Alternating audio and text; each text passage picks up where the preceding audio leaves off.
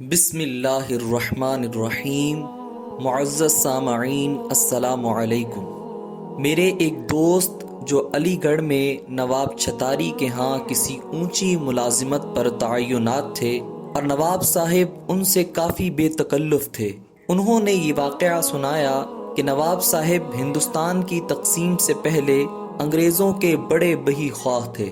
وہ مسلم لیگ اور کانگریس پارٹی سے بالکل لا تعلق تھے اور سیاست میں انگریزوں کے ہر طرح مددگار تھے، اسی لیے انگریز حکومت نے ان کو یو پی کا گورنر بنا دیا تھا۔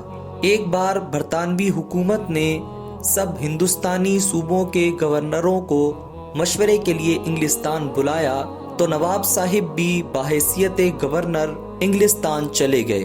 یہاں علی گڑھ میں جو بھی کلکٹر نیا آتا ان سے برابر ملتا رہتا اور کبھی کبھی آگرہ کا کمشنر بھی۔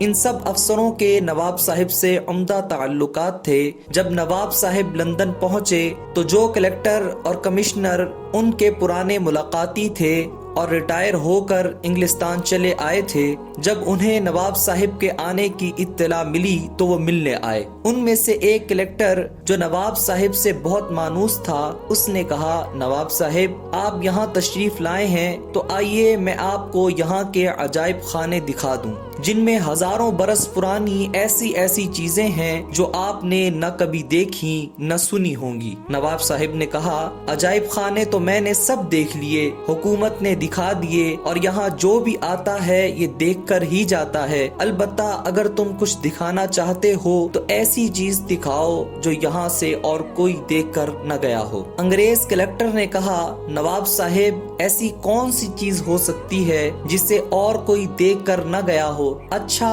میں سوچ کر پھر بتاؤں گا۔ 2 روز بعد وہ آیا اور اس نے کہا، نواب صاحب میں نے سوچ لیا اور معلومات بھی حاصل کر لی ہیں، اب آپ کو ایسی چیز دکھاؤں گا جو اور کوئی یہاں سے دیکھ کر نہیں گیا۔ اس پر نواب صاحب بہت خوش ہوئے اور کہا کہ بس ٹھیک ہے۔ کلکٹر نے نواب صاحب سے پاسپورٹ مانگا اور کہا کہ وہ جگہ دیکھنے کے لیے حکومت سے تحریری اجازت لینی ہوتی ہے، اس لیے پاسپورٹ کی بھی ضرورت ہوگی۔ 2 روز بعد وہ نواب صاحب کا اور اپنا تحریری اجازت نامہ لے کر آیا اور کہا کہ کل صبح آپ میرے ساتھ میری موٹر میں چلیں گے، سرکاری موٹر نہیں لے جائیں گے۔ نواب صاحب اس پر راضی ہو گئے۔ اگلے روز نواب صاحب اس کے ساتھ روانہ ہوئے۔ شہر سے باہر نکل کر ایک طرف جنگل شروع ہو گیا، اس میں ایک چھوٹی سی سڑک تھی جس پر جوں چلتے گئے جنگل گھنا ہوتا گیا۔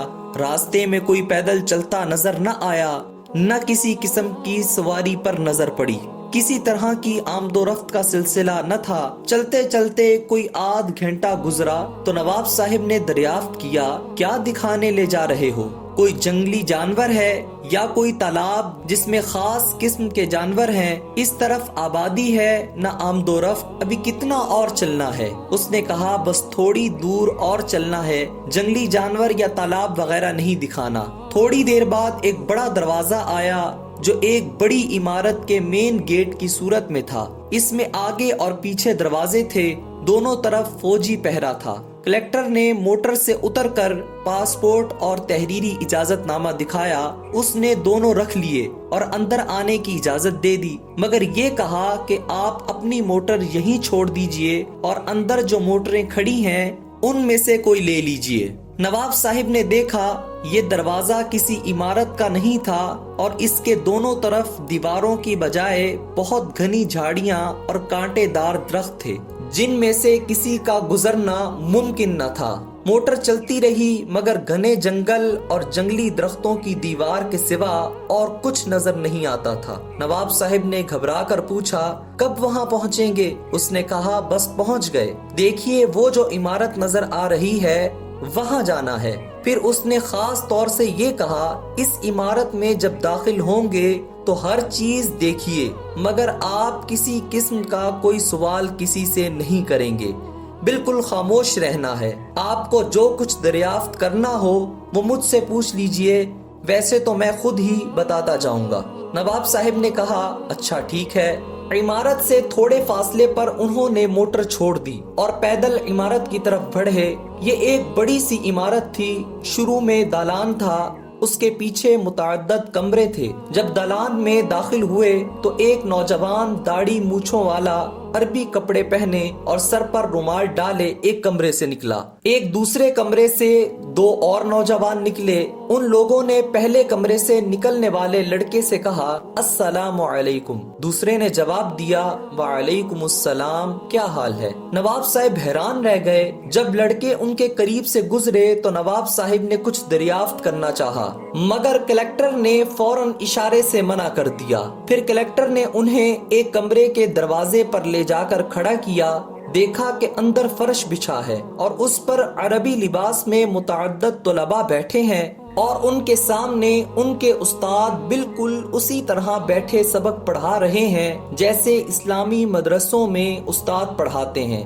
طلباء عربی میں اور کبھی انگریزی میں استاد سے سوال کرتے تھے۔ کلکٹر نے نواب صاحب کو سب کمرے دکھائے اور ہر کمرے میں جو تعلیم دی جا رہی تھی وہ بھی بتائی۔ نواب صاحب نے دیکھا کہیں کلام مجید پڑھایا جا رہا ہے، کہیں قراءت سکھائی جا رہی ہے، کہیں معنی اور تفسیر کا درس ہو رہا ہے، کہیں احادیث پڑھائی جا رہی ہیں، کسی جگہ بخاری شریف کا سبق ہو رہا ہے اور کہیں مسلم شریف کا، کہیں مسئلے مسائل سکھائے جا رہے ہیں اور کہیں اصطلاحات کی وضاحت اور کہیں مناظرہ ہو رہا ہے۔ یہ سب دیکھ کر نواب صاحب بہت حیران ہوئے۔ ان کا جی چاہتا تھا کہ ایک آدھ طالب علم سے کمرے سے نکلتے وقت کوئی سوال کریں، مگر کلکٹر اشارے سے ان کو روک دیتا تھا۔ یہ سب دیکھ کر جب واپس ہوئے تو نواب صاحب نے کہا اتنا بڑا دینی مدرسہ ہے جس میں اسلام کے ہر پہلو کی اس قدر عمدہ تعلیم اور باریک سے باریک باتیں سکھائی جا رہی ہیں، آخر ان مسلمان طلباء کو اس طرح علیحدہ کیوں بند کر رکھا ہے اور کیوں چھپا رکھا ہے؟ کلکٹر نے کہا کہ ان میں کوئی مسلمان نہیں، یہ سب عیسائی ہیں۔ نواب صاحب کو مزید حیرت ہوئی اور انہوں نے اس کی وجہ دریافت کی تو کلکٹر نے کہا کہ تعلیم مکمل کرنے کے بعد انہیں مسلمان ممالک میں خصوصاً مشرق وسطی میں بھیج دیا جاتا ہے۔ وہاں یہ لوگ کسی بڑے شہر کی کسی بڑی مسجد میں جا کر نماز میں شریک ہوتے ہیں اور نمازیوں سے کہتے ہیں کہ وہ انگریز ہیں۔ انہوں نے مصر میں ازہر یونیورسٹی میں تعلیم پائی اور مکمل عالم ہیں۔ انگلستان میں اسلامی ادارے نہیں جہاں وہ تعلیم دے سکیں اور نہ مساجد ہیں، اس لیے جلا وطنی اختیار کی ہے۔ وہ سرے دست تنخواہ نہیں چاہتے بلکہ صرف کھانا اور سر چھپانے کا ٹھکانہ اور پہننے کے کپڑے درکار ہیں۔ وہ مسجد میں مؤذن یا پیش امام یا بچوں کی کلام مجید کے معلم کی حیثیت سے خدمات انجام دینے کو تیار ہیں۔ اگر کوئی بڑا تعلیمی ادارہ ہو تو اس میں استاد کی حیثیت سے کام کر سکتے ہیں۔ ان میں سے کسی کو مسجد یا مدرسے میں رکھ لیا جاتا ہے تو مقامی لوگ بطور امتحان ان سے مسئلہ مسائل بھی معلوم کرتے ہیں اور وہ کافی و شافی جواب دیتے ہیں۔ کچھ عرصہ بعد جب کوئی اختلافی مسئلہ سامنے آتا ہے تو لوگ ان کے معتقدین ہو جاتے ہیں اور وہ اس اختلافی مسئلے پر ان کی دو پارٹیاں بنا کر خوب اختلاف پیدا کر دیتے ہیں اور مسلمانوں کو اس طرح آپس میں لڑاتے ہیں۔ سو اس ادارے کا اصلی مقصد یہ ہے کہ مسلمانوں کو